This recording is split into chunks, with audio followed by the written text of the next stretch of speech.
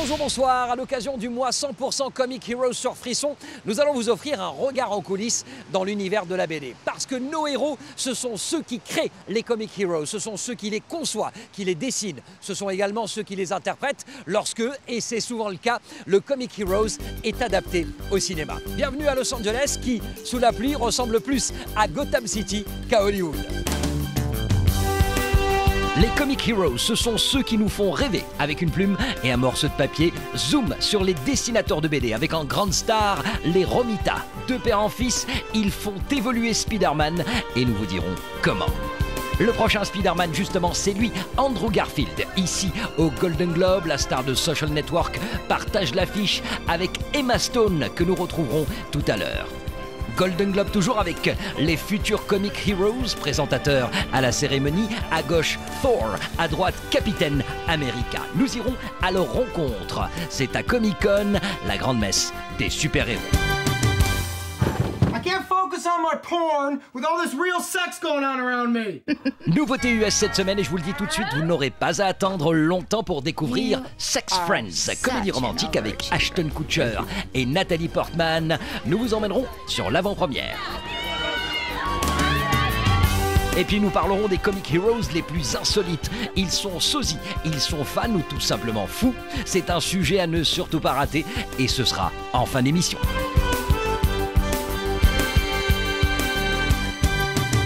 Première étape de notre voyage dans le monde des Comic Heroes, San Francisco est le salon WonderCon, considéré comme le petit frère de Comic-Con, où nous serons d'ailleurs tout à l'heure. Alors WonderCon a l'avantage de mettre en avant les dessinateurs de Comic Heroes. Ils sont deux, ils sont père et fils, et lorsque vous prononcez leur nom, les fans disent « Waouh !» et les professionnels « Respect ». John Romita Senior et John Romita Junior, profession dessinateur de BD.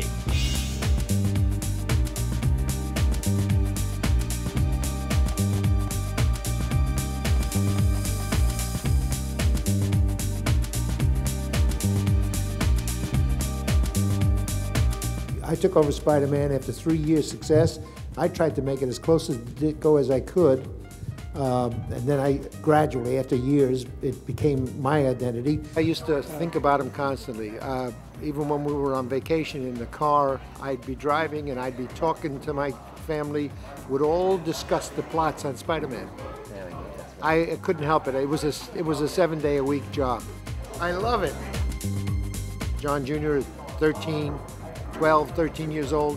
Dans le milieu de la BD, il est déjà rare de voir un fils suivre les traces de son père. Mais dans le cas de John Romita Jr., c'est assez exceptionnel. Car John Jr. a hérité, lui aussi, de Spider-Man. Anywhere I've been all over the world, it's always been Spider-Man. And I think that's wonderful. Alors, père et fils, même style? He always had a slightly different take. I would draw people almost in every scene, and I would approach it from the people. John approaches it as a scenic. He comes in with a camera from across the ocean and comes into the city and shows you the rooftops and then swoops down into the bedrooms. I started out in the bedroom. you know what I mean? Come on, move, kid. Regardez bien, c'est ce style dit scénique qu'on retrouve dans le Spider-Man de Sam Raimi. Mais bizarrement, John Jr. n'y est pour rien. Sam Raimi wanted John Jr., but Sony didn't think it was worth paying him money for it. I think they wanted him to do it for the honor. Mais Junior est comme son père, italien-américain, c'est-à-dire qu'il n'est pas du genre à attendre qu'on vienne le chercher. En 2008, il crée avec son ami Mark Millar la BD Kick-Ass, aussitôt adaptée au cinéma. Porté par les fans, le film est un succès, une suite est actuellement en préparation et John Romita Jr. a déjà oublié Spider-Man. Mieux encore, dans Kick-Ass, il montre qu'un Comic Heroes n'est pas forcément un super-héros. You don't have to have the superpowers to be a superhero. There's police officers, there's firemen, there's the military. Those are superheroes. So kids can go out and make a difference. There's roving bands of people in costumes now patrolling their neighborhoods on a neighborhood watch. They used to do it without costumes, now they have costumes on. Maybe they have costumes that protect them, who knows. I love it because this is what comic fans are all about.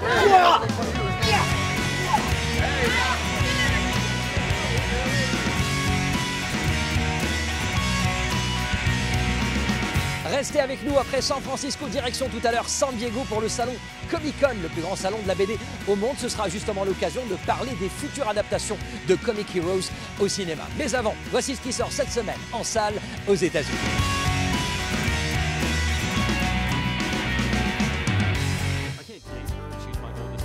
Une comédie romantique qui n'engage à rien. Ce n'est pas un message que j'essaie de faire passer, mais le thème du film, même si ce même message reste sous-jacent. Sex Friends, c'est l'histoire d'un homme et d'une femme qui tentent de conserver une relation strictement sexuelle, mais qui se rendent compte qu'ils désirent tous les deux quelque chose de plus. C'est vrai, la formule est classique. Love et d'autres drogues, par exemple avec Anne Hathaway et Jake Gyllenhaal, explorent exactement la même thématique. D'où la question suivante, qu'est-ce que ce film a de plus? No lying, no jealousy. Don't list me as your emergency contact. I won't call.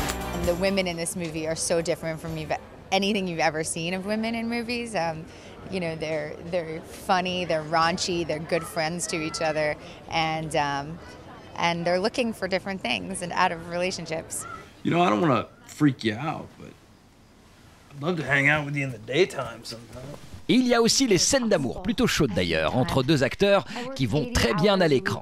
Ashton Kutcher et Nathalie Portman semblent s'amuser et prendre beaucoup de plaisir, même si Ashton Kutcher continue à insister que tout cela n'est que de la comédie. Allez, c'est parti, dissection d'une scène d'amour par Ashton Kutcher. Take something that is normally really intimate, right, and have 40 people watching you do it, and a director telling you when to move somebody's hair, and you need to have your orgasm sooner, and you're like going, oh wait, no, it takes me much longer than that. I would never have an orgasm that soon. So it's really, you know, I mean, it's awkward and embarrassing and at the same time fun and not really awful. I got you this. Congrats. For what? For having sex with you? C'est le 16 février prochain, ça va, ce n'est pas trop loin, que vous pourrez découvrir ce film dans vos salles. No Strings Attached, en version originale, traduit en bon français par Sex Friends.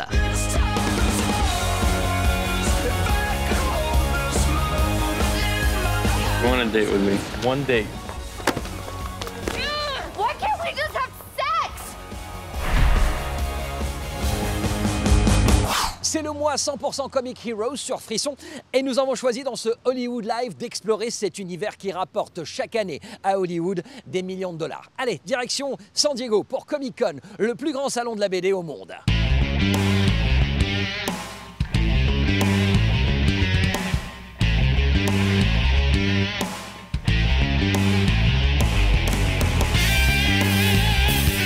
Comic-Con, 4 jours de comics non-stop, de stars et de super-héros. C'est ici, à San Diego, que les films sont présentés en avant-première. C'est ici également qu'on prend la température d'une future sortie. C'est ici, enfin, qu'on découvre les nouveaux visages du genre Comic Heroes. Tiens, voici Thor, qui sera joué par l'Australien Chris Hemsworth.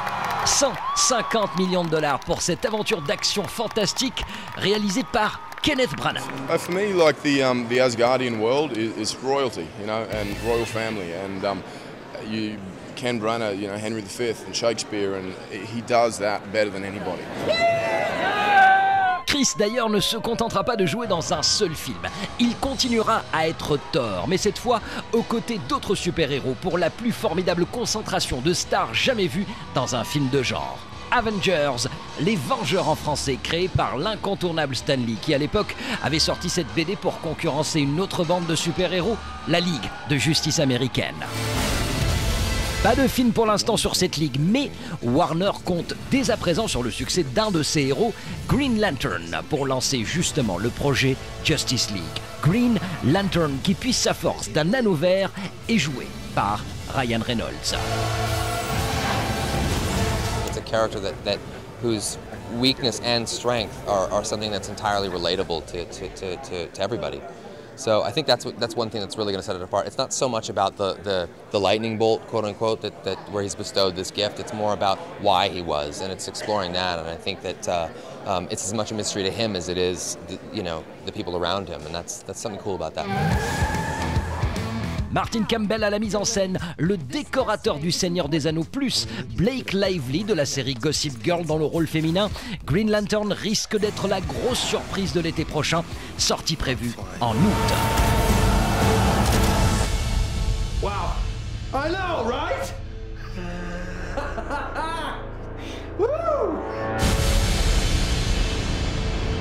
Avec nous, Emma Stone. How did you feel with the rain? I mean, look at me. I'm still, wet from the rain outside. I know. Yes, it's been raining for a solid week. Now, let me ask you this. Did you expect one day that you would be a comic hero? Well, I'm not Spider-Man, so I don't know if I am a comic hero. But no. Either way, I didn't expect it. Did you grow up with comics? I mean, do you like comics? I didn't grow up reading too many comics. I have a lot of friends that are really big comic fans, and I had seen a lot of movies about comic books, including the original trilogy of Spider-Man, and so I've always been a fan of I guess the genre. Of comics, but I, didn't know much about them until getting into Spider-Man and starting to really read them, and they're pretty amazing. Et pour terminer, les fans du genre, ceux qu'on repère rapidement. 3 years old, I was into Spider-Man and been into the guy ever since. Had a Spider-Man big wheel, Spider-Man tricycle. I was Spider-Man since I was growing up. Every Halloween, one costume, Spider-Man. Hi there, free comic books. Come get your free comics. Hi, take them all. Before I was acting, I was actually a fisherman. And that wasn't bringing in enough money, and I figured, how can I bring in more money? So I figured, well, actors make good money. So I went out and I enrolled in some acting classes and started taking acting classes. And then from there, I started showing up on set, and people were like, hey, we've got Christopher Reeve here. And at the time, I was in denial. I was like, no, I don't look anything like him. Then someone said, dye your hair. Ramsey, come here. Voici le fan le plus inattendu, Steve Kutcher, ou plutôt Docteur Steve Kutcher. Entomologiste, son boulot est d'observer les réactions naturelles des petites bestioles, et c'est ainsi que Steve est devenu tout naturellement un dresseur d'araignées à Hollywood. Un métier qui ne paye pas vraiment, mais qui permet toutefois à Steve de continuer à créer son petit monde bien à lui.